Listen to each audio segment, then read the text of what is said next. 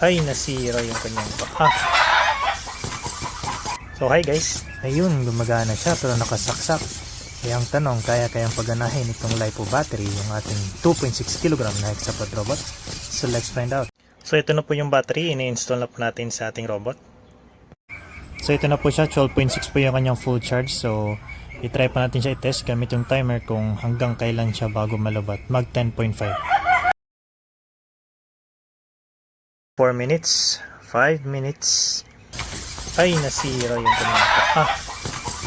Ayun, tinoubleshoot ko at buti na lang ay loose connection lang. So, konting higpit lang at bumalik naman sa dati. So, ngayon, pagpatuloy na po natin. So, ito na po siya, 6 minutes, 11 minutes, 15 minutes, 20 minutes. Yun, after 25 minutes, 10, 11 pa rin po yung kanyang battery. 11.0. So, although pwede pa natin to i-10.5 pero hanggang dito na lang. Sa gusto pong bumili ng battery, may link po sa comment section. Ito po ay may brand na Zoop Power, 2250 mAh ang capacity, 60 columns at saka 11.1 volts. So ito po ay may XT60 na connector. So pwede po ito sa mga robots, sa mga RC cars, etc. Yun lang po. Don't forget to like, follow, and share. Bye!